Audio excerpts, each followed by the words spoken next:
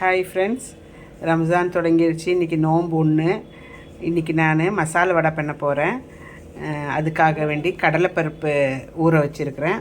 ஒரு கிளாஸ், இந்த கிளாஸில் ஒரு கிளாஸ் கடலைப்பருப்பு. இல்லை உங்கள் வீட்டில் எவ்வளோ பேர் இருக்கிறீங்களோ அதுக்கு தகுந்த மாதிரி நீங்களும் செய்துக்கலாம். நினச்சி வச்சுக்கோங்க. கடலைப்பருப்பு கழுகி பாருங்கள், இப்படி ஊற வச்சுக்கணும். ஒரு 1 hour ஊறணும். இது 1 hour ஊறிட்டு இதுக்குள்ளே மசாலா ரெடி பண்ணலாம். அதுக்குள்ளே பாருங்கள் ஃப்ரெண்ட்ஸ், நம்மளோட பருப்பு 1 hour ஊறிடுச்சு.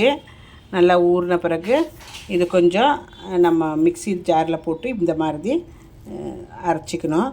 கொஞ்சம் கொரகொரப்பு இருக்கிற மாதிரி அரைச்சிக்கணும். நைஸ் ஆகக்கூடாது. கொஞ்சம் பருப்பு ஒன்று அங்கங்கே இருக்கணும். அந்த மாதிரி அரைச்சிக்கணும். அப்புறம் ஒரு 3 மீடியம் சைஸ் வெங்காயம் எடுத்து நல்லா பொடியாக அரைச்சிக்கணும். ஒரு பச்சை மிளகு, காரம் ஜாஸ்தி வேணுங்கிறவங்க 2 பச்சை மிளகு போடலாம். அப்புறம் கொஞ்சம் கொத்தமல்லி, அப்புறம் கருவேப்பிலை, இதெல்லாம் நல்லா பொடியாக அரைச்சிக்கணும். இந்த இது கூடயே நம்ம இந்த அரைச்சி வச்ச கடலைப்பருப்பு இருக்கு இல்லைங்களா, அது போட்டுக்கணும். அது போட்டுக்கிட்டு பாருங்கள் ஃப்ரெண்ட்ஸ், அந்த அது கூட போட்டுட்டு கொஞ்சம் இஞ்சி பூண்டு பேஸ்ட்டு, கொஞ்சம் வந்துட்டு பட்டை கிராம்பு பொடி, சோடா, கொஞ்சம் உப்பு, அப்புறம் பெருஞ்சீரகம் பொடி கொஞ்சம், அப்புறம் காயப்பொடி, பெருங்காயம் பொடி கொஞ்சம் போட்டு இதெல்லாம் இது கூடயே போட்டு மிக்ஸ் பண்ணிக்கணும். இதிலே எல்லாமே போட்டுக்கணும். எல்லாம் போட்டு நல்லா பிசையணும். எல்லாம் போட்டுட்டு 1 ஸ்பூன் அவ்வளோ அரிசி மாவு போட்டுக்கோங்க.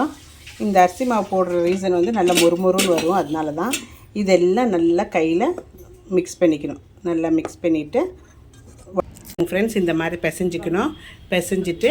நல்லா பிசைஞ்சிட்டு இந்த மாதிரி உருண்டை பிடிச்சிக்கணும். உருண்டை பிடிச்சிட்டு எண்ணெயில் போடும்போது தட்டி தட்டி போட்டுக்கணும். நல்லா அமர்த்திட்டு போட்டுக்கணும். சூப்பராக வரும். நல்லா இருக்கும். இது நான் சுடும்போது உங்களுக்கு காஞ்சி தரேன். பாருங்கள் ஃப்ரெண்ட்ஸ், நம்மளோட எண்ணெய் நல்லா காஞ்சிருச்சு. நம்ம எல்லாம் உருண்டை போட்டு வச்சுருக்கோம். இப்படி ஒரு தட்டு தட்டிட்டு நம்ம எண்ணெய்க்குள்ளே போட்டுக்கணும். அவ்வளோதான். பிஸ்மில்லா.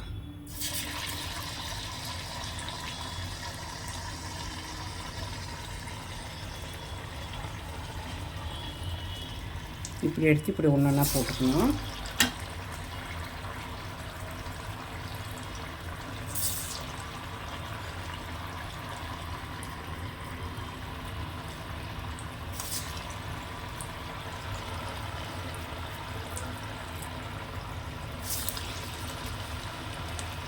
எல்லா மாவும் இப்படி தட்டி தட்டி ஃபஸ்ட்டு உருண்டை பிடிச்சிக்கோங்க. அப்புறமா தட்டி தட்டி தட்டி போட்டுக்கோங்க.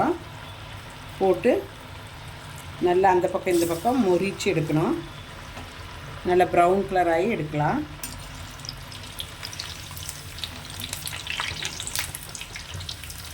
மீடியம் ஃப்ளேமில் வச்சுக்கோங்க. ரொம்ப ஹை ஃப்ளேம் இருந்தால் கரிஞ்சிரும். கொஞ்சம் மீடியம் ஃப்ளேமில் வச்சுக்கோங்க. எண்ணெய் சூடான பிறகு அப்போ தான் உள்ளெல்லாம் வேகும்.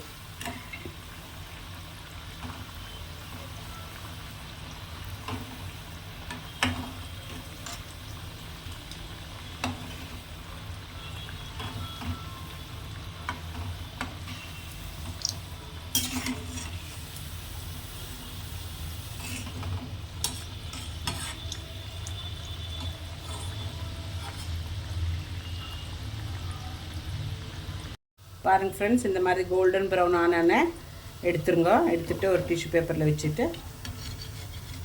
அப்புறமா நம்ம சூடாறின வரைக்கும் இஃப்தியாருக்கு சாப்பிட்லாம்.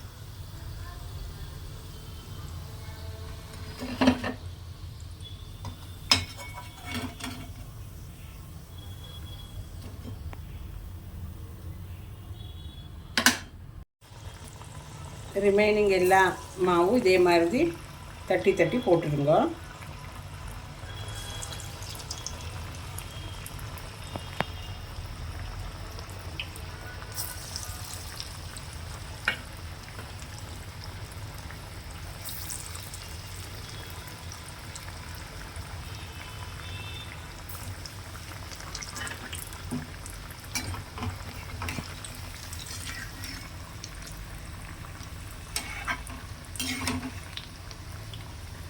ரம்ஜான் மாத்திரம் இல்லை, இடையில நீங்கள் ஈவினிங் ஸ்நாக்ஸாக சாயக்கு எல்லாம் செய்து சாப்பிட்லாம்.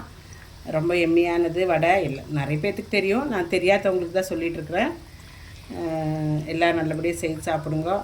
5 o'clock டீ டைமுக்கெல்லாம் பிள்ளைங்களுக்கெல்லாம் செய்து கொடுத்து என்ஜாய் பண்ணி சாப்பிடுவாங்க. பாருங்கள் ஃப்ரெண்ட்ஸ், கொஞ்சம் கடலை சட்னி பண்ணிக்கோங்க. வடையும் கடலை சட்னி நல்ல காம்பினேஷனு. அதில் தொட்டு நல்லா சாப்பிட்லாம். இது போல் உங்களுக்கு இனி நிறைய வீடியோஸோடு நான் வரேன். ரஹ்மீஸ் கிச்சன் இஷ்டம் ஆச்சுன்னா லைக் பண்ணி, சப்ஸ்கிரைப் பண்ணி, ஷேர் பண்ணி, கமெண்ட் பண்ணுங்கள். இனி அதர் வீடியோட உங்களை சந்திப்போம். தேங்க்யூ, டேக் கேர், பாய்.